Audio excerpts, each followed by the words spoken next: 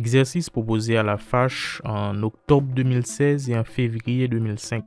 Un robinet remplirait un bassin en 5 heures et un autre robinet le ferait en 10 heures. On laisse couler le premier pendant 2 heures et le deuxième pendant 1 heure 30 minutes. Pour achever de remplir le bassin, on les ouvre alors tous les deux. Combien de temps faudra-t-il les laisser couler? Alors, quelles sont les hypothèses qu'on a? On a le robinet 1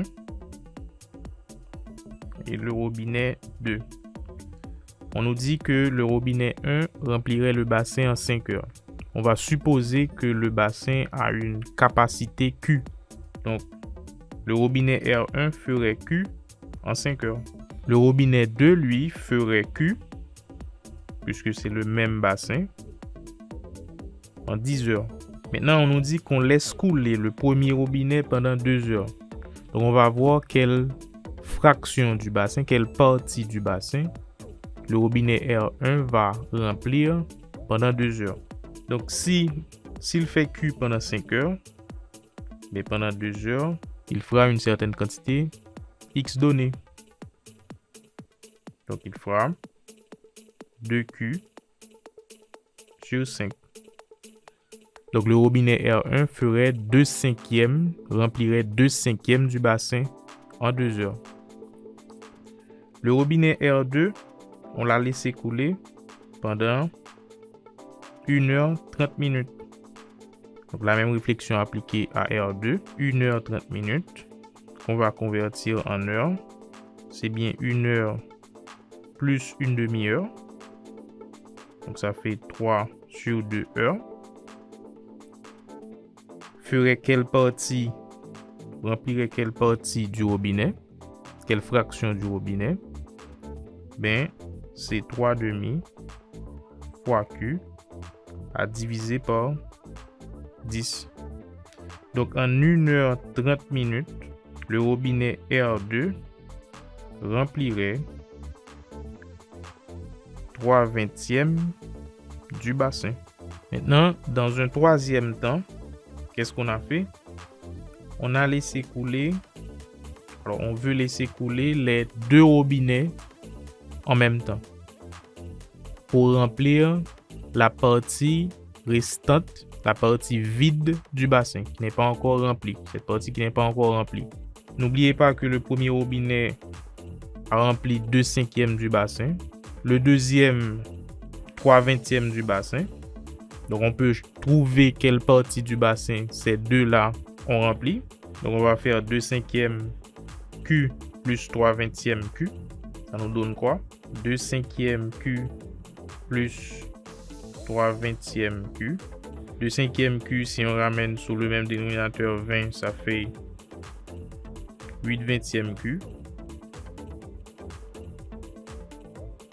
Donc, à eux deux, ils ont rempli 11/20 du bassin. Le premier robinet a donc un débit de Q sur 5, puisqu'il remplit le bassin de capacité Q en 5 heures. Le second robinet a un débit de Q sur 10, puisqu'il remplit le bassin en 10 heures. Maintenant, si on combine les deux robinets, on aura un débit Q sur 5 plus Q sur 10. Ça, c'est les deux robinets combinés. Donc, ce qui fait 3Q sur 10. Ça veut dire quoi? Ça veut dire que les deux robinets combinés rempliraient 3 fois le bassin en 10 heures ou rempliraient le bassin en 10 sur 3 heures. On a donc le débit des deux robinets combinés. Donc, on dira pour les deux robinets combinés, en 10 heures, le bassin serait rempli 3 fois. Or, il nous reste quelle partie du bassin à remplir? On a déjà rempli 11/20 du bassin. Donc, il nous reste 9/20 du bassin à remplir. Donc, pour les 9/20 restants, en combien de temps ces deux robinets-là pourraient le remplir? T sera 9/20 par 10 à diviser par 3. Ce qui nous donne 3 demi. Bien sûr, en heure, puisque là, on a heure. Or, 3 demi, c'est bien 1 plus 1 demi. Alors, au final, on aura 1 heure plus une demi-heure. Ça fait 1 heure 30 minutes. Donc, il faudrait laisser couler les deux robinets pendant 1 heure 30 minutes pour que la partie correspondante à 9/20 du bassin soit remplie. Donc, la réponse, c'est bien 1 heure 30 minutes.